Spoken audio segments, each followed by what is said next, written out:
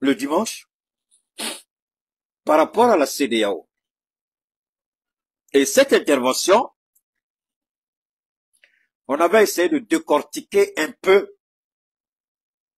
Et d'ailleurs, je voudrais vous dire infiniment merci parce que je crois que j'ai reçu des remerciements venant des autorités pour dire que de loin, ce que nous avons fait ensemble était l'une des meilleures réponses que le Sahel pouvait donner à la CEDEAO. J'ai dit, mais je n'ai même pas encore commencé à parler. Je n'ai fait que placer le décor avec mes abonnés, mes followers. On n'a même pas encore commencé à parler. Et puis après, je découvre, donc toute la gloire vous revient les gars, parce que c'est ensemble qu'on fait ça. Hein. Quand les autorités envoient des gens pour vous dire que ce que vous avez fait, c'est extraordinaire, c'est pas seulement, je parle pas du Mali, hein, je parle des autorités de l'AES. Voilà, je parle des 3 pays. Voilà, pour qu'on se comprenne bien. Alors, vous vous rappelez que nous avions, merci à toi Batili, sont les bienvenus. À l'époque, à peine son élection, on a vu Bassirou Diomaye Faye visiter un certain nombre de pays. Comme j'ai une chérie là, c'est ma sœur avec qui j'ai fait le lycée moderne de Mondoko. Elle est forte. Hein. Quand je dis quelque chose, elle trouve un nom. Elle dit Keita Magellan. Elle dit, ah, Magellan, vous connaissez Magellan, Magellan qui a fait le tour du monde là. Elle a donné le nom de Magellan à Bassirou. Bassirou s'appelle Magellan. Elle dit, Bassirou, quand on disait, petit Bassirou, mais reste dans ton coin. Pardon. Il dit,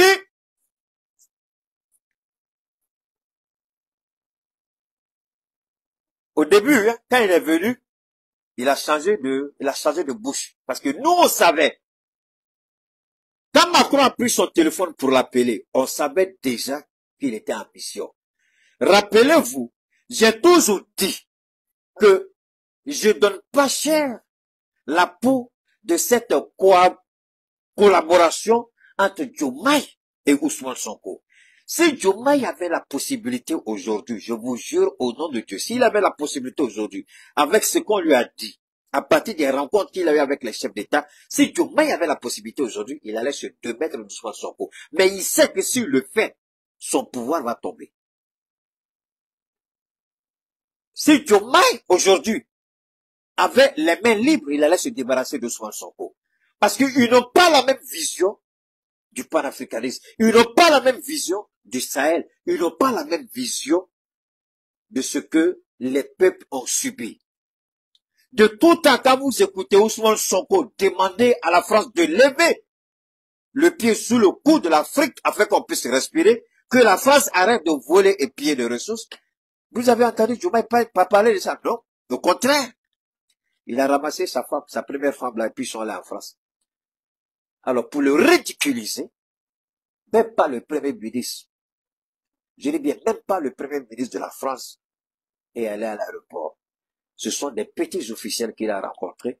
Dans cette grande humiliation, il a eu la tête un peu haute quand l'ancien président Abdou Diouf l'a appelé pour le féliciter. Parce qu'Abdou Diouf, hein, le président de la francophonie, là, lui, il vit en France, à Paris. Donc, lui, il a reçu Diomaye avec sa femme. C'est la seule fois où Diomaye a eu la tête haute. Et quand il allait voir Macron, il n'a même pas été reçu avec les honneurs dus à son rang. C'est en cela que la télévision, la radio-télévision sénégalaise a critiqué France 24. Parce que France 24 travaille, je répète, France 24 travaille avec le narratif de l'Élysée et de Matignon. Et l'Élysée, ils ne reconnaissent pas Diomaye comme un président. Non. Puisque c'était pas leur choix. C'est pourquoi France 24 a dit, France 24 n'a même pas dit son excellence le président du Sénégal. On dit monsieur Diomaye Faye est en visite en France. C'est comme c'était un vulgaire, un vulgaire président. Ça c'est la France. Il était allé, je crois, pour une rencontre que vous connaissez déjà, il y avait d'autres chefs d'État là-bas. Mais lui, en marge de cette rencontre-là, il devait rencontrer, il a fait un programme avec Emmanuel Macron. Alors si Emmanuel, et puis c'est quoi? Même le site de l'Élysée n'a même pas parlé, lui, de son arrivée en France. Il a été traité comme un petit black pro par la France. Vous avez vu sa femme, quand je vous ai dit ça, sa femme, quand vous regardez sa femme, quand elle descendait de l'avion, le visage de la femme était serré comme ça. C'est comme ça que mon mari est reçu en France, lui, le gros président du Sénégal. C'est comme ça, vous avez vu le visage de sa femme, elle a souri seulement quand elle a rencontré Abdou Diouf. Parce que sa femme avait du mal à comprendre. Et regardez bien, allez prendre la vidéo, regardez encore le visage de la femme de Diomaye Faye. Comment c'était serré quand elle descend de l'avion. Elle n'a rien compris. Maintenant, tu peux pas comprendre, ma soeur. Parce que ton mari est en train de trahir le combat. Alors, c'est ce Bachirou-là qui pouvait, écoutez-moi très bien, parce que moi, avant de vous faire écouter, je plante tout sur le décor. C'est la pédagogie avec Keïta. Alors, le président Faure Gnassingbé n'est pas parti. Il n'a même pas envoyé son premier ministre, mais il a envoyé son ministre des Affaires étrangères à cette rencontre de la CEDEAO. Alassane Ouattara n'est pas parti, ni le premier ministre, je n'ai même pas vu un ministre d'Alassane Ouattara là-bas. Quels sont ceux qui étaient là-bas? Bassirou savait très bien qu'en allant là-bas, la mission qu'il a commencé, et puis on a commencé à l'allumer, puis il a menti pour dire que non, lui n'est pas là pour faire médiation là. On lui a dit d'aller. Il n'avait pas le choix, il est parti. Sinon, il pouvait envoyer Ousmane Sonko, ou il pouvait envoyer son ministre des Affaires étrangères, sans se déplacer lui-même. Il allait parce qu'il savait qu'on allait lui donner une mission. Il allait parce qu'il savait que quand il avait commencé quelque chose, il dit, hey! C'est pourquoi il n'est pas allé au Niger. Parce qu'il a vu les critiques acerbes qu'on a adressées contre lui. Il s'est limité au Mali et au Burkina. Pourquoi il n'est pas allé au Niger? Posez-vous la question. Pourquoi il n'est pas allé au Niger? Clemsia, toi, d'abord, bonjour ma chérie personnelle, attitrée, honorée et honorifique. La seule femme ivoirienne qui m'a pas laissé, qui me laissera pas.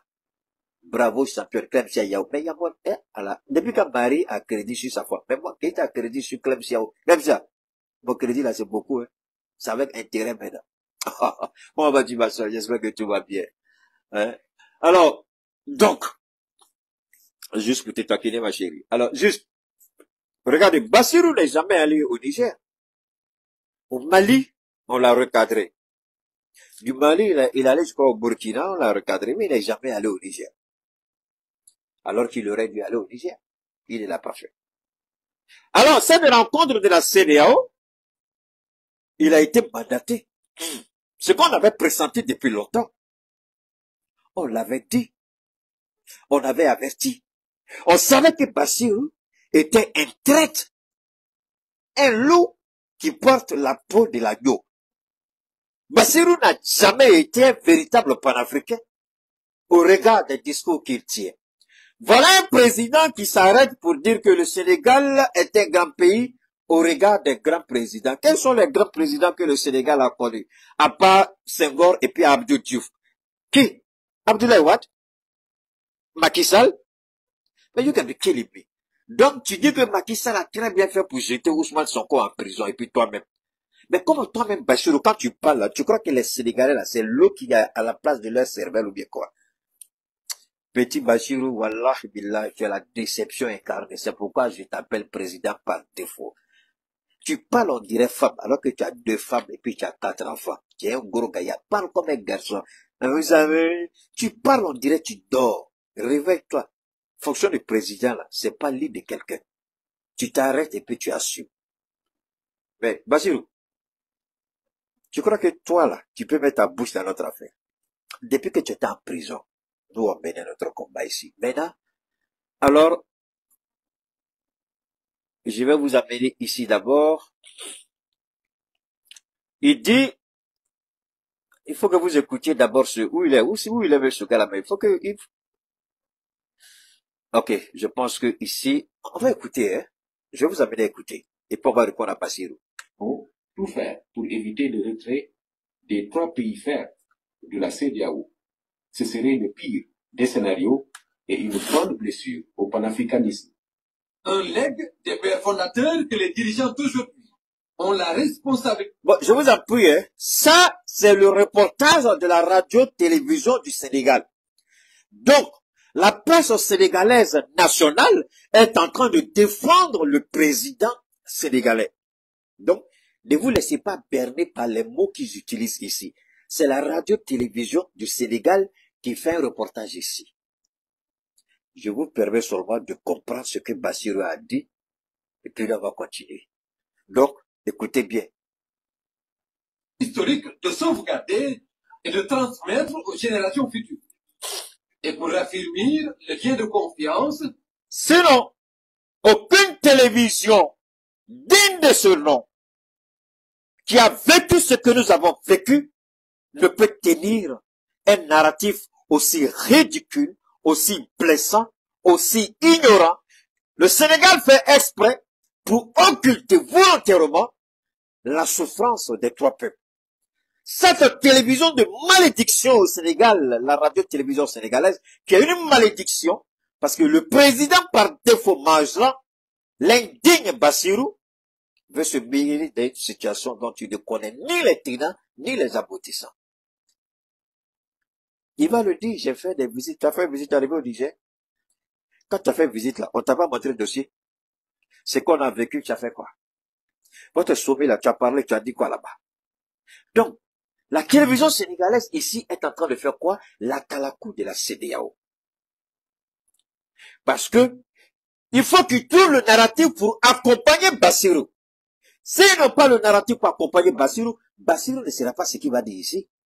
Donc, on dit Bassirou, comme toi tu es nouveau, tu es jeune comme eux, on va prendre Faure Gnassingbé aussi, qui est militaire comme eux, avec Faure Gnassingbé, ils ont de très bonnes relations, puisqu'ils passent toujours par le port de Lomé. Donc, Faure Gnassingbé, Faure Gnassingbé, si tu veux qu'on laisse ton port là, il faut qu'on laisse ça, tu n'avais pas tiré encore qu'on a laissé ton port. On n'a jamais dit non à la Guinée.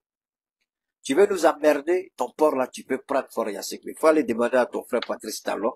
Son port, on a délaissé aujourd'hui. C'est que les Béninois vivent. Il a fallu 2 présidents. Même avec ça, on a imposé nos conditions avant qu'on ouvre la frontière. Tant que ces conditions ne sont pas remplies, on ne va pas ouvrir la frontière. On a écouté les présidents, on les respecte. Mais il s'agit de la survie de notre nation qui est le Niger. Alors, une question existentielle. Bassirou croit que c'est un petit malentendu. Je sais pas ce gars-là, comment il a fait pour avoir ces 2 épouses-là. Vraiment, c'est que je sais pas, on dit dans le pays des aveugles, le bord des rois. Parce que moi, quand je regarde lui là, mais moi, même je suis garçon, je sais même pas comment il va me convaincre. Et puis on dit que sa deuxième femme-là, elle est fan de lui parce qu'elle le voyait, elle le trouvait trop. Bon, chacun a son goût, les goûts se discutent pas. Ça se discute pas. On respecte le choix de chacun. Mais on va continuer d'écouter la radio-télévision du Sénégal qui ment et qui présente la CEDEAO comme un outil véritable d'intégration. Donc la télévision sénégalaise fait semblant d'omettre et d'occulter ce que nous avons vécu à l'intérieur de nous. Ces morts, on n'en parle pas.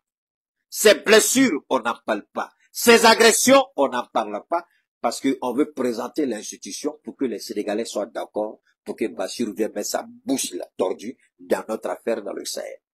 Voilà le rôle de la télévision sénégalaise. On va écouter. Comme le veut le projet de la CEDEAO des peuples, le président Faye et tous a engagé les réformes idoines pour adapter la CEDEAO aux réalités de son temps et consolider la marche collective vers les objectifs communs. Alors que nous sommes à la croisée des chemins, le legs précieux des pionniers nous impose l'obligation de retrouver l'unité de la CEDEAO des peuples et son lustre d'antan. Il me paraît tout aussi important de renforcer nos cadres préventifs des conflits en mettant l'accent sur la concertation et le dialogue en temps de paix. La position du Sénégal est assez la même.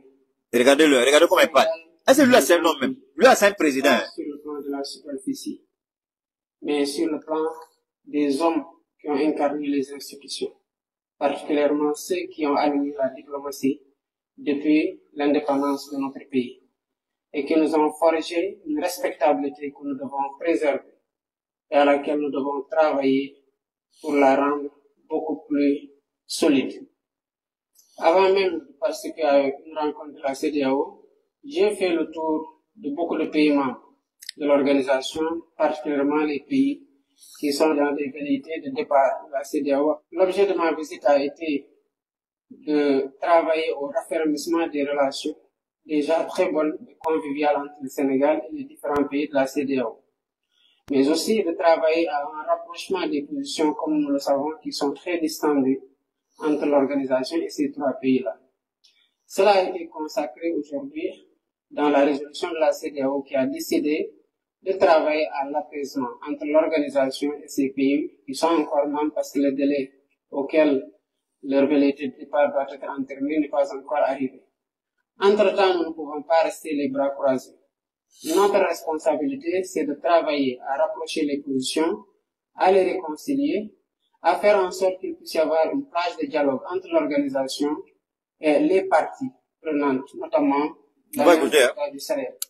Et j'espère que d'ici la fin du délai de préavis, qu'il y aura assez de discussions qui permettront de réconcilier les positions et de travailler à renforcer l'organisation afin qu'elle prenne mieux en charge les défis. Alors, quand vous écoutez Bassirou, vous posez la question, est-ce qu'il a été briefé correctement? Ou bien, est-ce qu'il... Parce que pour parler d'un dossier, ou aller défendre un dossier, ou rapprocher deux belligérants, deux antagonistes, pour les réconcilier, pour les rapprocher, vous devrez connaître un tout petit peu ce dont il est question. Quels étaient les enjeux? Parce que pour moi, déjà, il a échoué sa mission avant même de mettre les pieds au Mali. Je répète, Bassirou Diomaye Faye, président par défaut, Magellan, le président du Sénégal, a déjà échoué avant même de prétendre venir dans nos États au niveau du Sahel. Jusque-là, il parle de position. On dit, la justice commence par la réparation. La justice commence par la réparation. Pour réconcilier, il faut que celui qui a agressé reconnaisse son tort. Est-ce qu'il a été capable de tenir un discours responsable devant ses pairs à Abuja? Il n'a pas été capable le dimanche de le dire. Est-ce que la CEDEAO reconnaît son tort? Lui. Parce que quand tu dis que tu veux négocier, tu ne cherches pas à savoir qui a tort, qui a raison. Ça, c'est vrai. Mais au moins, pour avoir une petite chance de pouvoir négocier, c'est de dire la CEDEAO a été trop loin.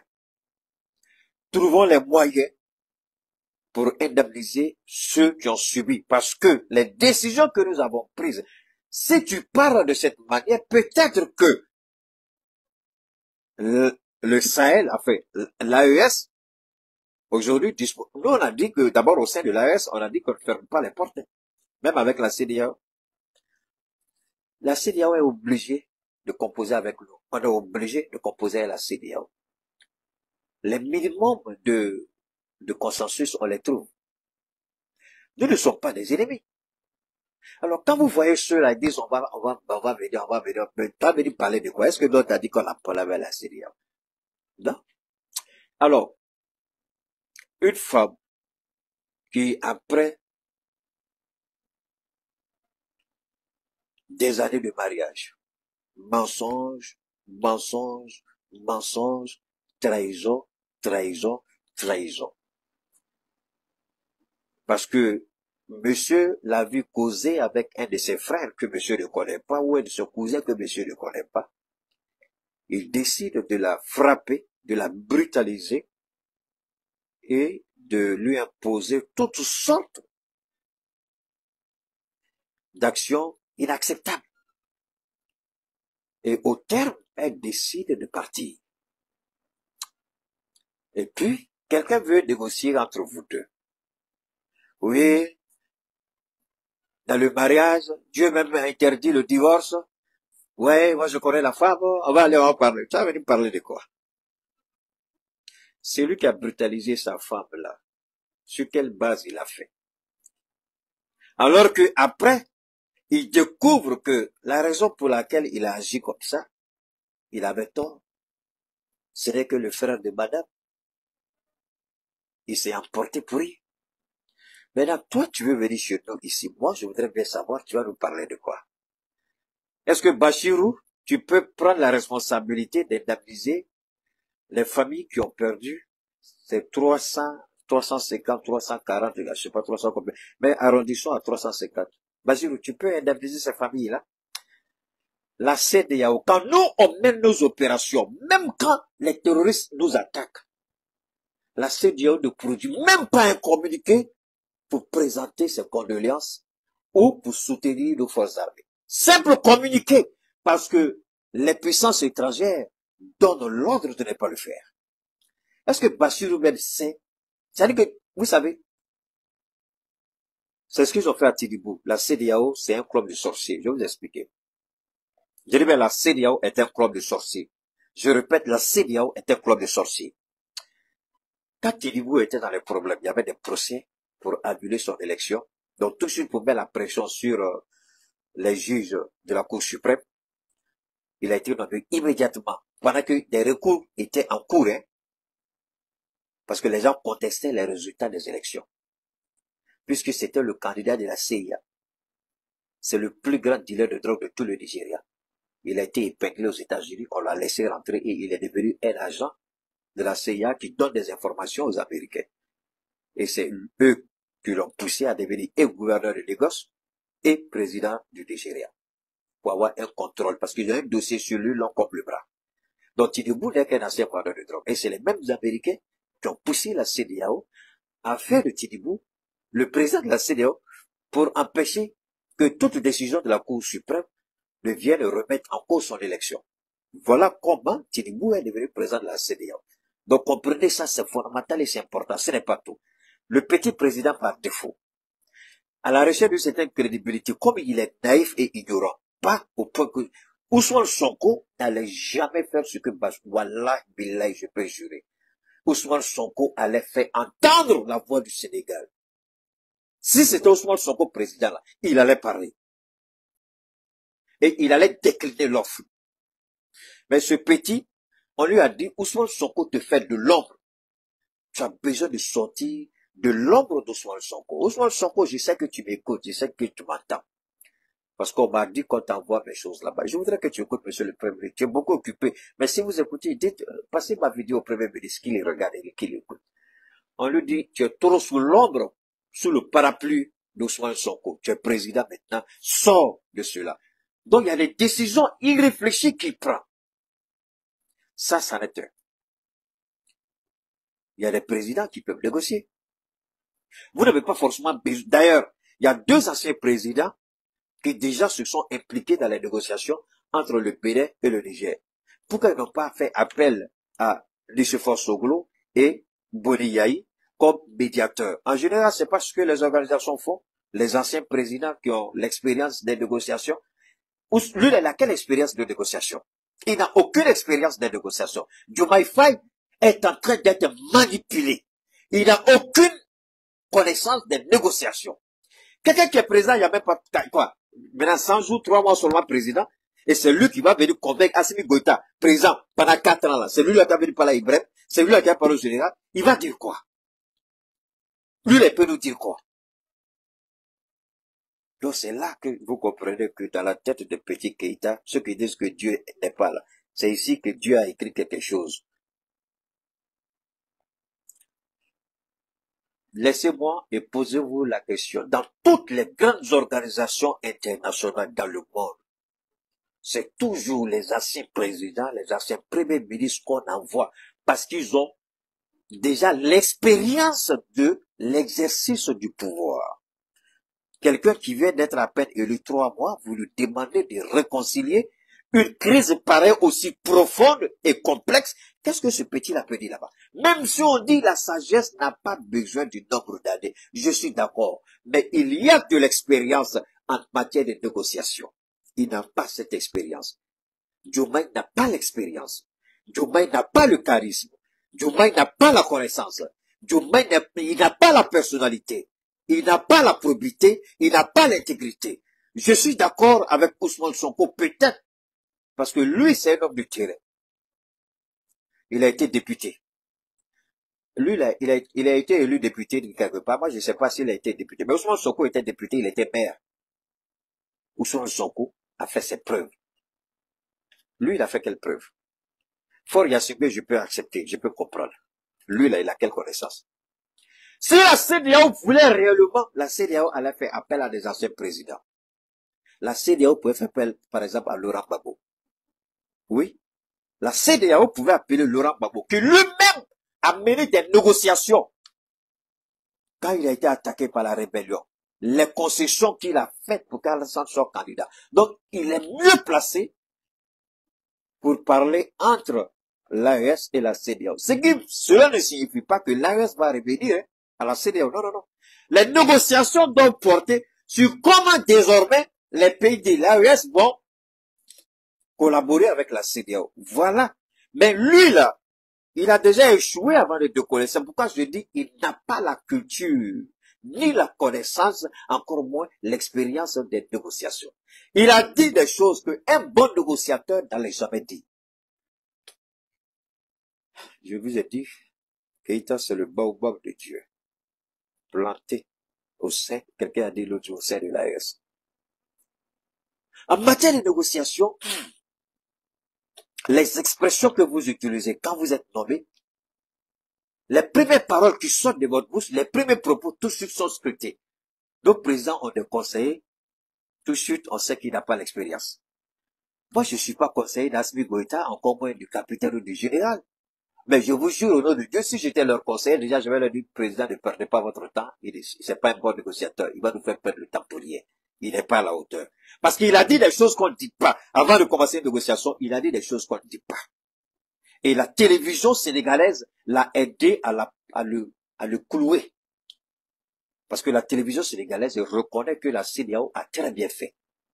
Et lui, il vient dans cette posture. Un bon négociateur. Vous avez entendu ce que Youssoupha Soglo a fait? Il a dit à Patrice Talon que Patrice Talon était idiot. Boni Yahi dit, Patrice Talon est la pire bêtise qui soit arrivée au Bénin. Voilà pourquoi le général les a écoutés. Parce que le général sait, ils savent de qui il parle, de quoi il parle. Et le général sait, s'il vient le voir, il sait qu'il peut parler avec eux. Pas parce qu'ils ont insulté Patrice Talon, pas parce qu'ils connaissent très bien qui est Patrice Talon. Les deux ont été présidents, ils savent quel était le rôle de Patrice Talon pour détruire le Bénin. Donc, le général était prêt à les écouter. Mais cela ne veut pas dire que le général allait tout accepter. Il était prêt à les écouter. Parce qu'il sait qu'ils sont sincères et honnêtes. Mais Bassirou n'est pas sincère, il n'est pas honnête. Comment on va l'écouter? Par respect peut-être pour le peuple sénégalais et Ousmane Sonko, peut-être qu'on va le recevoir. Moi, j'étais contre son arrivée au Mali. Mais le président Assimi l'a reçu. J'étais contre son arrivée au Burkina, le capitaine l'a reçu. Et je reste encore contre sa participation à ces négociations-là parce qu'il n'a pas la qualité, il n'a pas la hauteur, il n'a pas la compréhension, il n'a pas l'expérience, il n'est pas en un mot à la hauteur, il ne peut pas. Je ne dis pas qu'il n'est pas là à l'école, c'est un ancien inspecteur des impôts. Il allait à l'école, il a un diplôme, il a 2 femmes, 4 enfants, il parle bien, il est président. Mais donc chez nous ici, là, il est trop petit. Il va venir nous dire quoi? Nous sommes confrontés.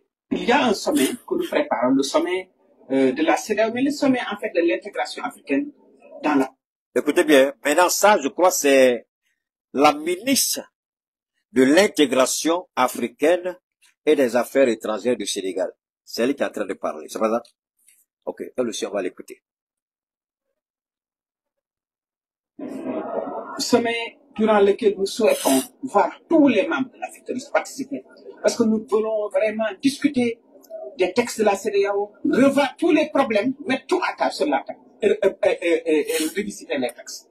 Et cela amène donc une participation de tous, aussi bien nos frères de la Guinée que du Mali, beaucoup de pays qui ne sont pas à jour sur les cotisations, et des pays qui sont des pays qui jouent un rôle important dans l'entité. Donc nous avons proposé qu'on puisse avoir un petit peu un peu plus de fermeté dans le suivi des cotisations Et que comme l'Union africaine, si les États ne paient pas leurs cotisations pendant un moment.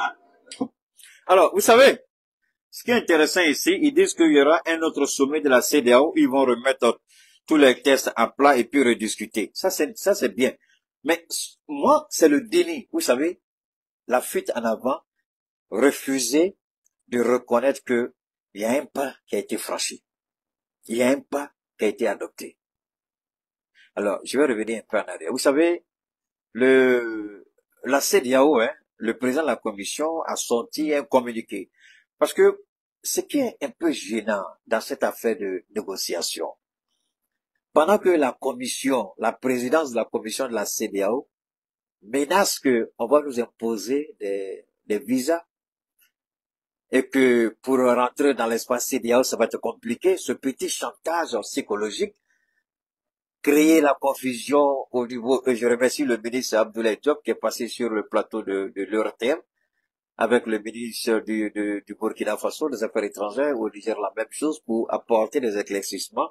Et il nous appartient aussi d'apporter un certain nombre d'éclaircissements parce que la CEDEAO est passée à l'offensive mensongère. C'est-à-dire, ils mentent pour créer la confusion, pour créer le doute dans l'esprit du peuple du Sahel. Dieu merci, ce n'est pas une volonté des chefs d'État de l'imposer, mais c'est la volonté des peuples que les chefs d'État ont exécutée. C'est ça la différence fondamentale. Alors, ici, ils disent qu'ils vont avoir un autre sommet de la CEDEAO où ils vont discuter des tests. Ça regarde ceux qui sont membres de la CEDEAO. Nous, le Sahel, on peut être peut-être même observateur si on décide un jour. Mais être membre actif, ce ne sera pas possible, c'est terminé. On prend nos distances. Il faut tirer les leçons. Je répète encore une fois. Vous savez, j'ai l'habitude de dire que la Côte d'Ivoire n'a pas encore fini avec ses problèmes. Parce que les enjeux, aujourd'hui, ce que j'ai dénoncé il y a 5 ans, 6 ans, 7 ans, par rapport à la gestion du pouvoir, et les germes sont en train de pousser aujourd'hui la Côte d'Ivoire, tout le monde est dans la psychose aujourd'hui. Parce que ce vieillard de criminel, d'assassin, de voyou, le président Ouattara, n'a jamais accepté de jouer franc jeu avec non seulement la classe politique, mais pire, avec la population. Il ment, on falsifie les chiffres, on ment, on ment, on ment. Quand vous dites qu'un pays est prospère, la prospérité doit se lire sur le visage de cette population. La prospérité doit se lire dans les comptes bancaires. La prospérité doit refléter la vie de ces gens-là. Beaucoup de gens, c'est des exemples que cela ne vous jette point. Je me rappelle une fois, il y a des jeunes gens là qui sont venus et puis qui m'ont coupé la route. Bon, ils étaient un peu surexcités. Je leur ai dit de me laisser le passage, je vais passer. Il y a un qui sort qui dit, si tu es millionnaire, je sais un bac, il me connaît, mais je sais pas, mais il me dit, tu penses que tu as l'argent parce que tu es millionnaire, tu es comme ça, c'est Dieu qui t'a donné. C'est pas ta force, c'est pas ton intelligence. Je dis, mais est-ce que moi j'ai déjà dit à quelqu'un que ce que j'ai là, c'est pour moi-même? Il dit, c'est Dieu qui m'a confié ça. Bon, il a dit beaucoup de choses. Parce qu'il a vu la voiture, donc tout de suite il était complexé. Et puis il a commencé à m'attaquer. Je dis, mais si toi tu crois en Dieu là, pourquoi tous ces ceintures de sécurité là, les gris-gris là? Je dis, tu as plein de gris-gris autour de toi. Il a porté pantalon, donc il avait enlevé sa chemise, il avait un débardeur blanc là. Et tu voyais, il avait au moins 10 gris-gris comme ça autour de ses reins. Il dit, mais moi je ne porte pas gris-gris. Même quand mes enfants naissent, il dit, celui qui met gris-gris sur un de mes enfants va regretter toute sa vie. Le petit blanc là, qui considère l'avion, tu mords dedans là. Tu as vu gris-gris dans ses bras? Pourquoi vous les Africains, vous êtes attachés à ce côté? Mais moi, on fait pas pour moi. Aucun de mes enfants de mon vivant n'a mis gris-gris sur eux. Aucun. On met pas. J'ai dit, on met pas. Leur vie appartient à Dieu. C'est Dieu qui a veillé sur eux. Comme Dieu a veillé toujours sur moi. Je ne porte pas gris-gris. Je ne porte rien. J'ai dit, mais toi, tu as gris-gris autour de toi. Et puis, toi, tu as parlé de Dieu. Il a commencé à m'attaquer, m'insulter. Alors, ce que je vous dis, c'est quoi? Pourquoi on envie les États-Unis, certains pays en Europe, le Canada, l'Australie, la Chine, la Russie, l'Arabie Saoudite, le Dubaï, tout ça? Parce que la prospérité se lie là-bas. Mais Ouattara, il ment. Quand vous regardez la Côte d'Ivoire, prospérité, là, vous allez voir où? À part la cause. Bon, la cas c'est ça, les Ivoiriens savent mieux que moi. Alors, donc, pour moi, cette histoire de la CEDEAO, avec ce qu'elle dit ici, il faut remettre les textes à plat. Je disais tout à l'heure que la Côte d'Ivoire n'a pas fini avec ses problèmes. Ça veut dire qu'on n'a jamais mis sur la table les problèmes pour les débats. Et qu'est-ce que Gbagbo a dit? Gbagbo dit, si je suis élu, le procès de la crise de 2011, là, on va faire. Il faut que les Ivoiriens sachent qui a fait quoi, qui a subi quoi. Parce que tant que la justice n'est pas faite, on ne peut pas faire de réparation. Tant qu'il n'y a pas de réparation, les gens ne sont pas prêts à vous écouter, aller en avant. Donc il y a toujours quelque chose qui les retient. Et la moindre petite occasion, ça va exploser. C'est cette réalité que nous vivons avec la Côte d'Ivoire. Alors aujourd'hui, c'est cette même réalité dans le Liptako Gourba. Nous avons subi. Il n'y a pas eu de réparation. Le fait que nous avons décidé de prendre notre responsabilité. Alors, ceux qui parlent de démocratie, je voudrais vous montrer une petite partie, je ne sais pas si vous pourrez écouter. Je vais vous faire écouter quelque chose là, pour que vous compreniez bien cette histoire de démocratie là, c'est quoi. Voilà un président Emmanuel Macron qui dissout l'Assemblée nationale. Les gens gagnent, mais ils refusent. Je dis bien, Macron refuse, il perd les élections. Macron perd les élections, mais il refuse de nommer un premier ministre. Il veut créer encore la psychose. L'Assemblée nationale doit se réunir, ils doivent élire le président de l'Assemblée nationale, tout ce que vous connaissez. Alors, il refuse. Je suivais tout à l'heure une émission où ils disent, dans la tête d'Emmanuel Macron, ils étaient en train de dire des choses.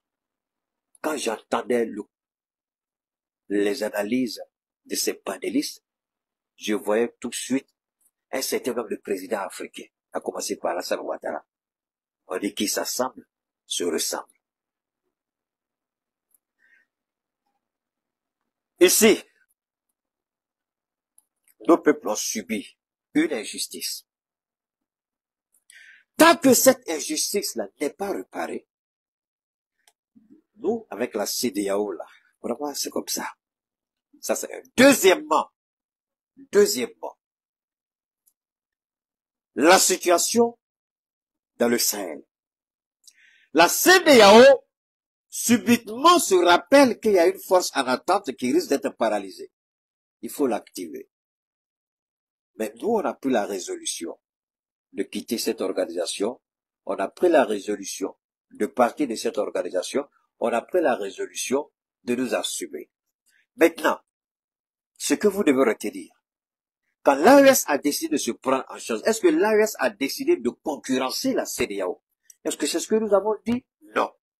On dit on se bat pour notre survie, on se bat pour l'existence même de nos nations, on se bat pour créer un environnement de prospérité, un environnement sécurisé. On ne s'est jamais opposé ni à la CEDEAO, ni à l'Union africaine, encore moins aux Nations Unies ou toute autre organisation de ce genre.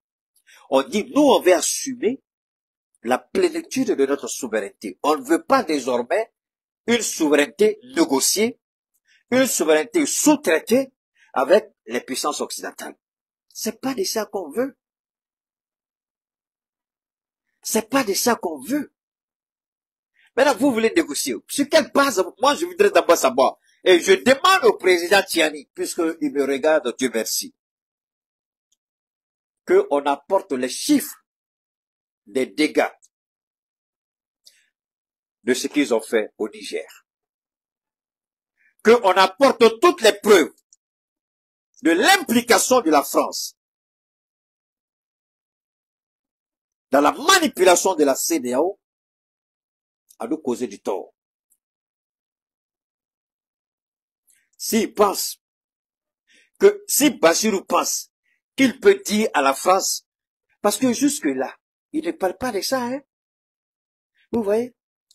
C'est-à-dire que la CEDEAO n'a même pas, il faut que la CEDEAO, c'est-à-dire, la CEDEAO est incapable même de reconnaître qu'elle-même, elle est une coquille vide. La CEDEAO même refuse de reconnaître qu'il y a des implications extérieures, alors que nous savons qu'elle prend ses instructions avec l'extérieur, puisque la CEDEAO n'a jamais bouclé son budget. C'est les États-Unis, c'est l'Union européenne, c'est le Japon, c'est l'Allemagne, c'est la France. C'est eux qui financent le budget de la CEDEAO. Donc, c'est leur volonté qui est faite. Est-ce que Bassirou peut parler de ça? Tu dis, tu veux qu'on négocie pour que ta femme revienne. Mais tu es capable de nourrir ta femme. Elle et ses enfants, la faim est là, ils sont malades, tu ne peux pas les soigner. Ils ont faim, ils ne peuvent pas manger correctement. Au moins, elle allait la retrouver ses parents. Il faut la laisser vivre là-bas avec ses enfants en attendant. Le jour que tu as commencé à te prendre en charge, parce que tu as en mesure de te prendre en charge, mais tu veux pas. Donc, quand tu vas commencer à te prendre en charge, peut-être à ce moment-là, les parents vont t'écouter. Les beaux-parents vont t'écouter.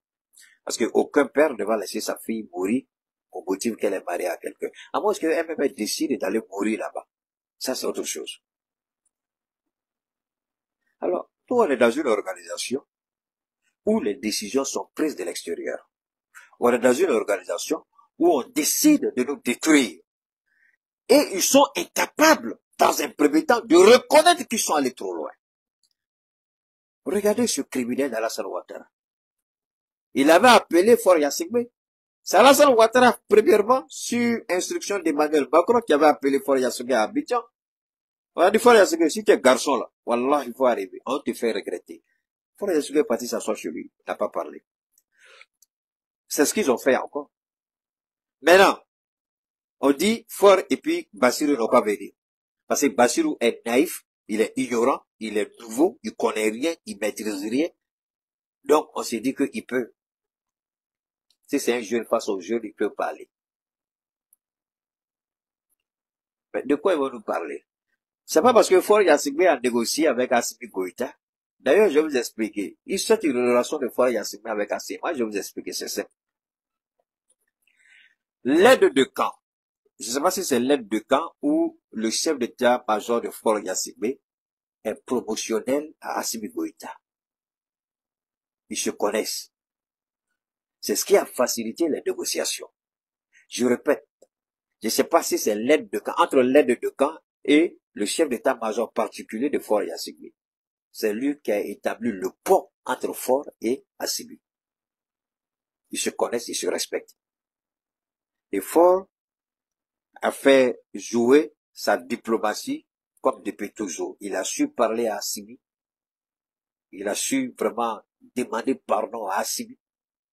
Parce qu'on ne peut pas tout vous dire. Moi, je ne suis pas le genre qui va venir se mettre à tout raconter. Il y a des gens, quand ils ont une visibilité, quand ils ont des trucs, wow. Moi, je ne fais pas ça. Je parle et puis avec une certaine réserve. Je parle avec une certaine réserve. Et je sais que Assimi Goïta a agi conformément à l'aspiration aussi du peuple malien, eu égard aux liens séculaires qui existent entre les deux peuples. Assimi ne l'a pas fait parce qu'il était sous pression. Assimi ne l'a pas fait parce qu'il a peur de Ouattara. Assimi l'a fait à cause des deux peuples. Pour maintenir la convivialité et la quiétude entre les deux nations. C'est tout. Donc Assimi a mis l'intérêt supérieur de la nation, des deux nations au-dessus. Et ils ont trouvé une solution à l'amiable.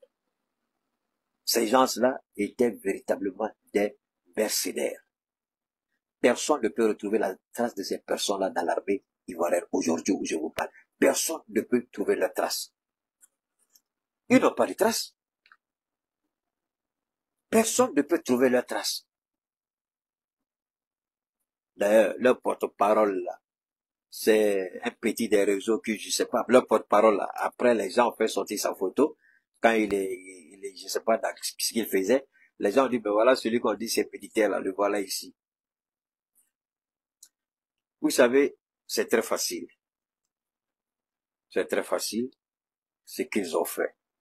C'est la même chose, rappelez-vous de ce que Ténébrema a fait quand il allait à la frontière Burkina-Mali pour rencontrer le ministre d'État, ministre de la Défense du Burkina Faso.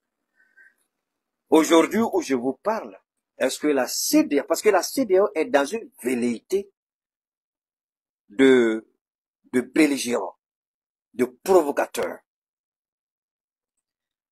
Elle, après avoir tenté de nous affamer, après avoir tenté de nous isoler, après avoir coupé le courant pour nous tuer, après avoir fermé les ports pour empêcher nos produits de première nécessité de rentrer dans nos États, après avoir fait tout pour bloquer nos comptes d'opération au niveau de la BCEAO, la CEDEAO vient nous dire encore, quand vous avez décidé de partir, on va plus vous donner de visa. Et pardon, on va vous imposer des visas.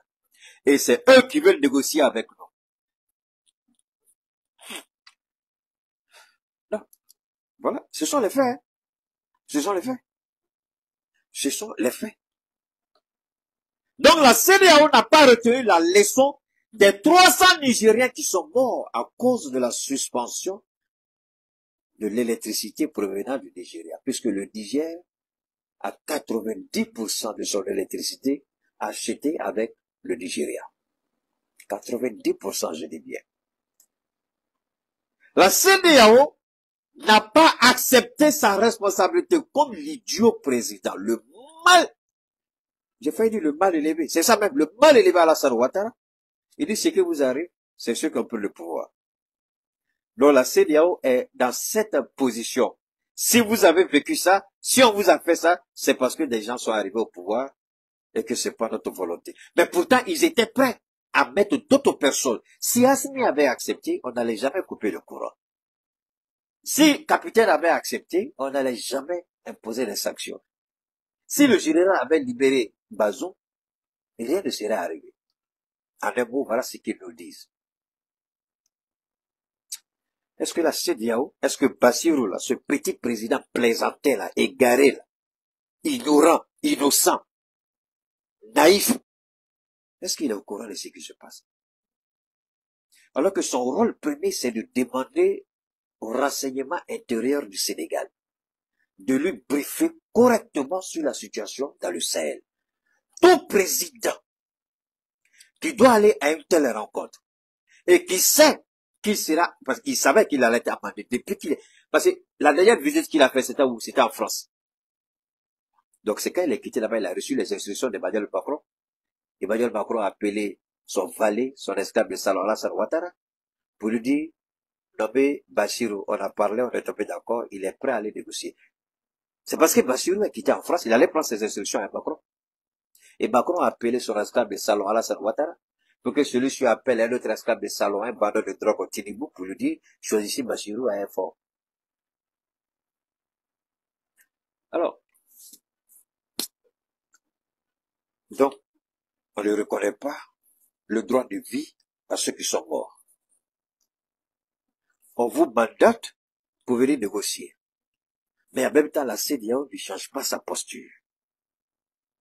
Est-ce que c'était nécessaire que la CEDEAO nous dise, on va vous imposer le visa? Attendez, imposer le visa là, est-ce que c'est un crime? La manière dont vous allez nous imposer le visa, nous aussi on va vous imposer le visa. Maintenant, à l'intérieur de la CEDEAO, s'il y a des États qui disent entre les États du Sahel et nous, il n'y a pas de visa, il n'y a pas de problème. Chaque pays peut décider pour dire, nous, on ne veut pas de visa entre nous. Mais tout pays qui va imposer le visa, on va aussi poser visa entre ce pays-là et nous. Maintenant, si nos ressortissants sont là-bas et que vous voulez qu'ils payent les cartes de séjour, est-ce qu'en France, on ne paye pas carte de séjour? Est-ce qu'aux États-Unis, on n'a pas green card? Hein? Au Canada, on n'a pas ça? Dans l'espace Schengen, là, est-ce qu'ils n'ont pas carte de séjour? Est-ce que ces sorciers s'est quitté au ciel pour tomber? Donc, si vous nous dites d'avoir des cartes de séjour chez vous, on va le faire. Le quota que vous allez fixer, on va faire la même. Parce que la bêtise d'Alassane Ouattara en 90 et que Houphouët-Boigny a regretté toute sa vie et il allait dans sa tombe avec, il avait demandé à Bédié de lever la carte de séjour. À sa mort aussi, Bédié vient au pouvoir. Fologo, j'ai partagé cette intervention avec une jeune dame ivoirienne.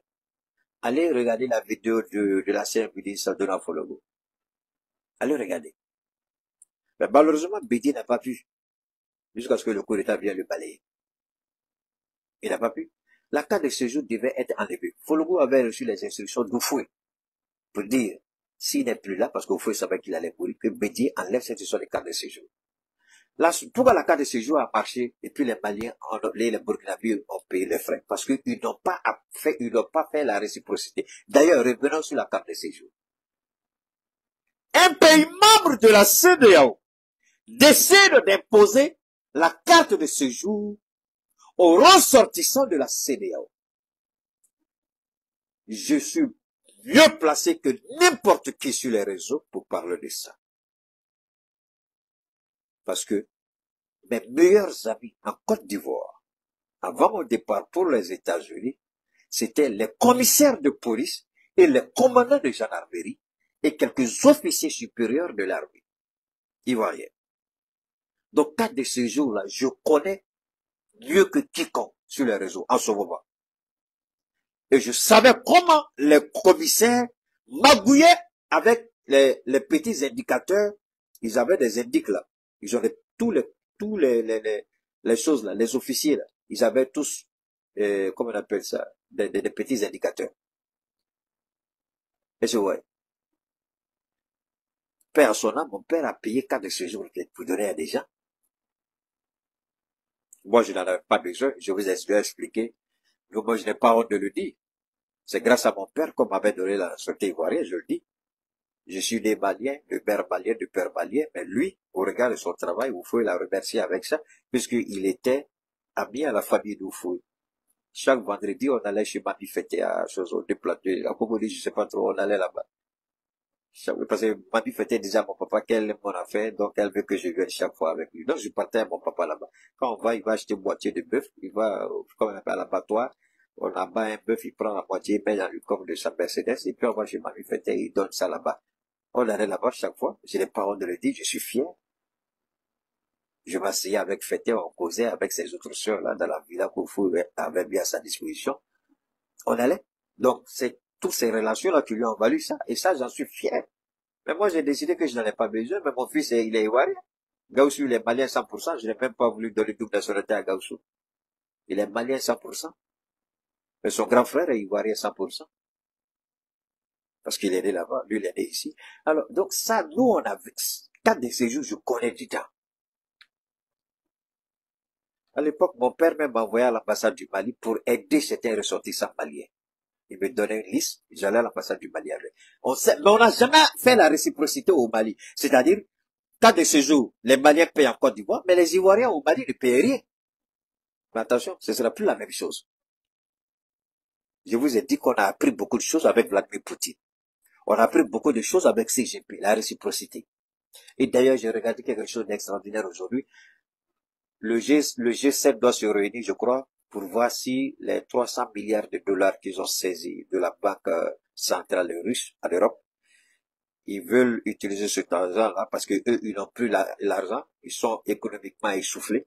Ils veulent utiliser les intérêts, des 300 milliards pour acheter des armes pour donner à l'Ukraine. Et l'Arabie Saoudite a fait une déclaration. Si vous touchez 1 centime de l'argent russe, les bons, comment ils appellent ça, les bons de crédit, je crois, de l'Union européenne que nous avons, on met ça sur le marché et on propose à la Russie et à la Chine. Donc, si la Russie et la Chine achètent, c'est bon, c'est fini pour l'Union européenne. Et il leur a dit de bien réfléchir avant de prendre. Ça, c'est l'Arabie Saoudite qui a dit ça. Tout de suite, là, j'ai écouté avant de commencer mon direct.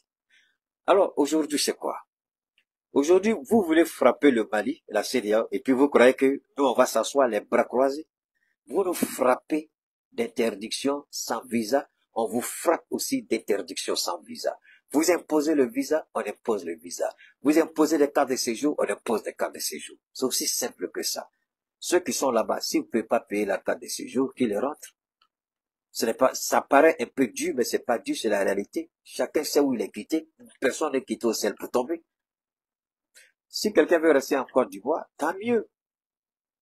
Même si j'ai des connaissances en Côte d'Ivoire, qui sont étrangers, des parents en moi, qui sont là-bas, et puis on me dit, on demande carte de séjour. Je vais payer. Parce que je sais aussi que les Ivoiriens qui sont là aussi vont payer. Il n'y a pas de problème. Il n'y a pas de problème. Maintenant, moi, je pense que la CEDEAO devait sortir de cette position belliqueuse, croyant pouvoir manipuler. Et c'est cette intervention-là, quand j'ai fait, je vous ai dit tout à l'heure que j'ai été approché par certains envoyés qui m'ont félicité par rapport à ce que j'ai eu à faire. Que c'était la meilleure réponse que l'AES pouvait apporter. Et le ministre Diop aussi est passé à la télé, où il a parlé. La CEDEAO doit comprendre que nous sommes, nous, au sein de l'AES, on n'est pas dans une position de faiblesse. Nous sommes dans une position de force. Vous avez dit que notre départ sera catastrophique et un chaos au sein de la CEDEAO. Ce n'est pas seulement le fait que nous sommes de la CEDEAO, parce qu'il faut que les gens comprennent cette partie, c'est fondamental et c'est important. Attendez, donnez-moi une seconde. Parce que là, ma gorge commence à chauffer un peu. Ça devient intéressant, et puis ma gorge commence à chauffer. C'est pas ça? Attendez, je vais mettre un peu de damsa, et puis je bois de l'eau. Hein? Je vais mettre un peu de damsa, et puis je bois. Permettez-moi de boire un peu. Parce que c'est ici que ça devient intéressant. C'est là que ça devient grave. Parce que, il y a quelque chose que les gens, cette affaire de médiateur, vous croyez vraiment que c'est à cause de la CEDEAO? Attendez. Attendez, écoutez ça d'abord. Permettez-moi de me désaltérer un peu, pas en continuer. On va écouter. Alors, comme je le disais tout à l'heure, nous tous, nous sommes focalisés sur cette négociation que la CEDEAO a mandaté déjà le président par défaut Majla Diomaye Faye et le président Roubla Faure Gnassingbé qui double toujours le peuple togolais qui veut se maintenir au pouvoir par toutes les ruses. Et alors, regardez d'abord l'ironie du sort. Pas un seul instant, ce petit ridicule de président sénégalais, ce pervers Diomaye Faye, petit égaré, il a déjà bu le vin de la trahison. Diomaye Faye, je répète, il a déjà bu le vin de la trahison. Diomaye Faye a déjà commencé à trahir le peuple sénégalais. Moi, je pensais que c'était un homme de confiance. Je pensais que c'était quelqu'un qui savait ce qu'il faisait. Je croyais que c'était quelqu'un qui avait certaines valeurs en lui. Mais je me suis rendu compte que Diomaye, il est loin de tout ce qu'on peut imaginer de positif pour ce gars-là. Il est loin de tout ça. Il est pire que ce qu'on imagine en réalité. Parce qu'il faut être un président médiocre, mauvais, criminel, pour passer sous silence certaines actions de la CEDEAO. Alassane Ouattara, vous avez vu tous sur les réseaux. Les producteurs de café cacao, tout le monde sait, c'est une manipulation. On a décidé de payer la caution de 50 millions du président Alassane Ouattara pour qu'il soit candidat.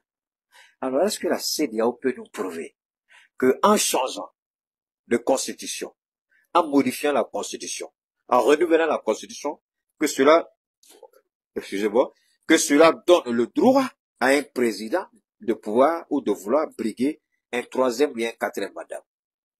Rappelez-vous de la brillante intervention de notre ministre d'État, Abdoulaye Maïga, à la tribune des Nations Unies, quand il a parlé, le joueur qui se dribble lui-même et garde le ballon. La bosse du chameau et du dromadaire.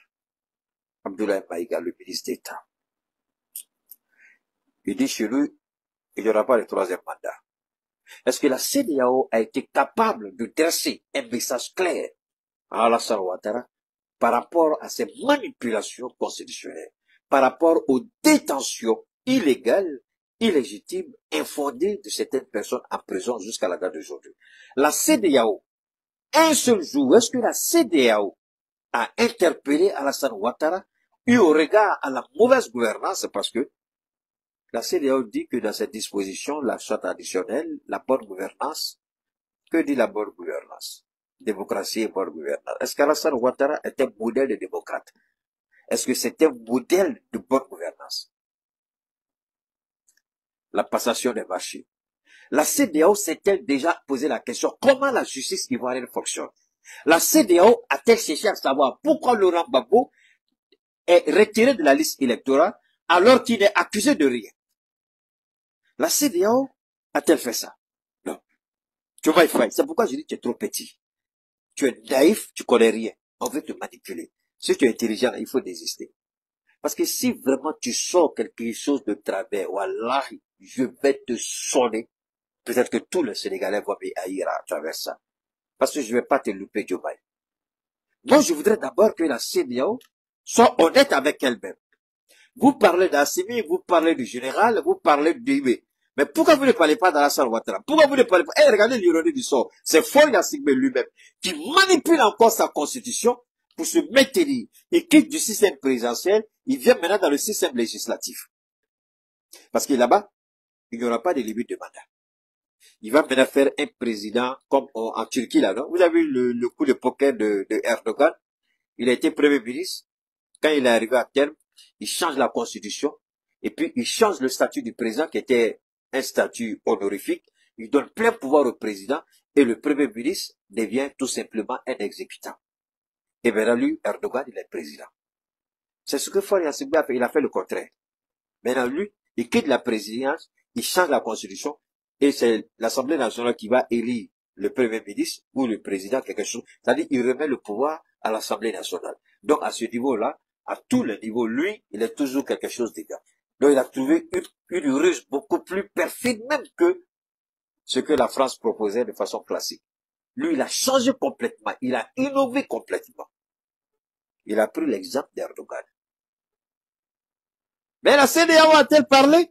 Et c'est quelqu'un-là qui a manipulé sa constitution, qui est choisi par la CEDEAO pour venir parler. Qu'est-ce qu'un voleur peut dire devant une victime? Ah, tu n'as pas tort. Toi, tu es voleur, je sais que tu voles.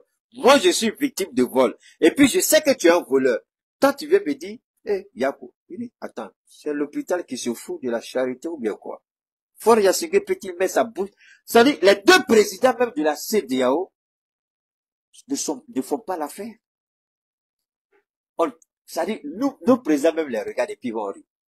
Assimi, peut-être il va respecter Faure pour le recevoir. Par respect pour les peuples, peut-être ils vont les écouter. Et d'ailleurs, quand la charte a été créée, je dis la charte, pardon, la confédération, et Abdoulaye Maïga l'a parlé, il a dit sur les plateaux de l'ERTM. Désormais, l'AES va parler d'une seule voix. Donc, il n'y a pas question de dire, on va aller au Burkina, négocier, après on va aller au Niger, négocier, après on vient au Mali, négocier. Non, non, non, non. C'est Assimi qui est le président de la Confédération des États du Sahel. Donc, Assimi, si vous voulez parler, Assimi va vous écouter.